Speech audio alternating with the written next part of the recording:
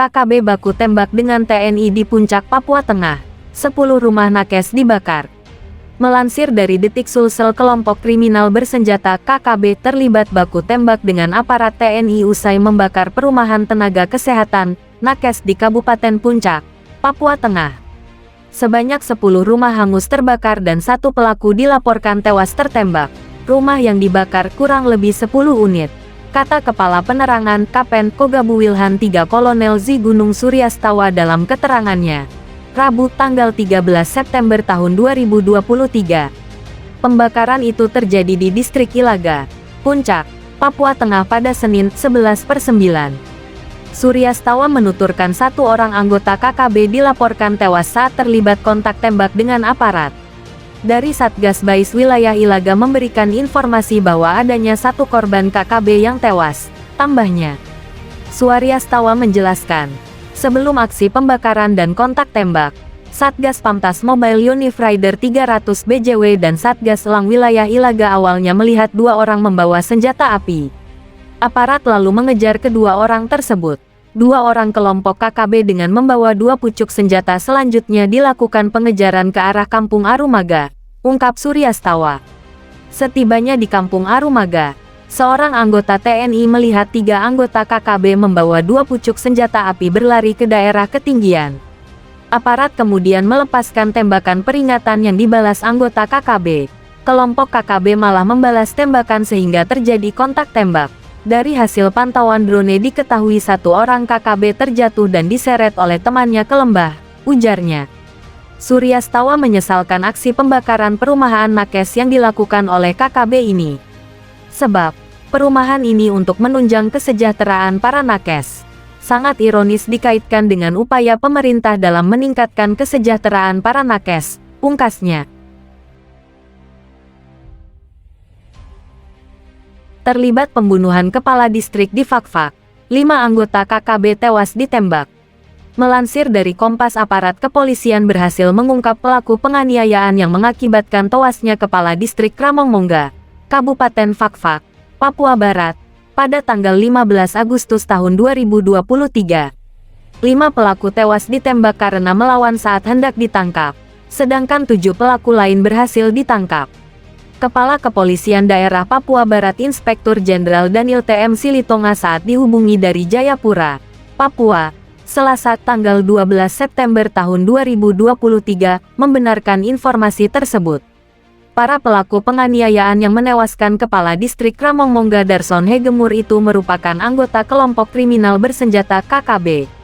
Dari 5 pelaku yang tewas ditembak, salah seorang di antaranya adalah Kristison Heremba yang ditembak pada Kamis tanggal 31 Agustus tahun 2023. Sementara itu, 4 orang lainnya tewas ditembak pada Sabtu tanggal 9 September tahun 2023, yakni Otis Haniba, Nason Hindom, Simon Kramandondo, dan Neman Gewap. Daniel memaparkan, 7 orang lain telah ditahan dan ditetapkan sebagai tersangka terkait kasus tersebut. Ketujuh tersangka itu adalah YR31 AK 60 NK 26 @ 40 Kiai Haji 59 MT 39 SK 36. Para pelaku masih menjalani pemeriksaan di markas Polres Fakfak.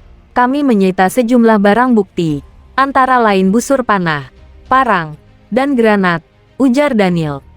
Peristiwa itu bermula ketika para pelaku yang berjumlah 25 orang membakar bangunan kantor distrik Kramongmongga pada tanggal 15 Agustus tahun 2023 pukul 19.30 waktu Indonesia Timur.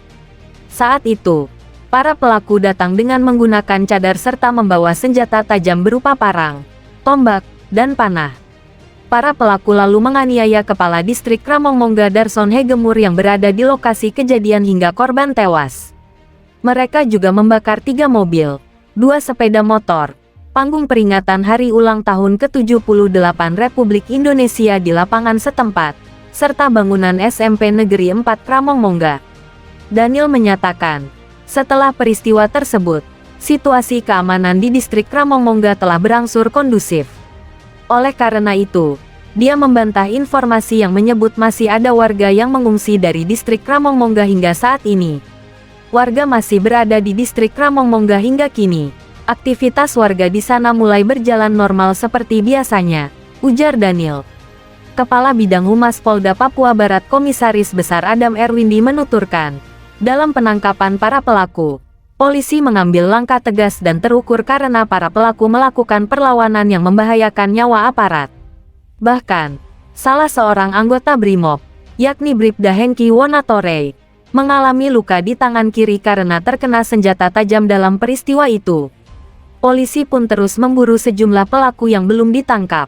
Kapolda Papua Barat memerintahkan jajarannya agar terus memburu para pelaku pembakaran dan pembunuhan. Apabila ada pelaku yang memberikan perlawanan, akan dilakukan tindakan tegas dan terukur. Sejumlah pelaku telah masuk daftar pencarian orang, ungkap Adam. Penjabat Gubernur Papua Barat Paulus Waterpauw meminta aparat keamanan dapat mengusut tuntas kasus pembunuhan Kepala Distrik Kramongmongga dan menangkap para pelakunya. Paulus menduga, para pelaku yang berada di balik aksi ini tergabung dalam sebuah kelompok. Saya menduga ada pelaku sebagai eksekutor dan auktor intelektualis dalam kasus ini. Mereka melakukan aksi ini secara terorganisasi dan memiliki mental yang sangat berani, ucap Paulus yang juga mantan Kepala Badan Intelijen dan Keamanan Polri. Juru bicara Jaringan Damai Papua, Yan Christian Warinusi, menyatakan, upaya penegakan hukum terkait kasus itu harus dilakukan sesuai dengan Kitab Undang-Undang Hukum Pidana (KUHP). Ia juga berharap proses hukum itu dilakukan secara bertanggung jawab dan masyarakat setempat benar-benar memperoleh perlindungan hukum. Kami akan mengawal segenap langkah hukum yang sedang dilakukan Polda Papua Barat dan Polres Fakfak.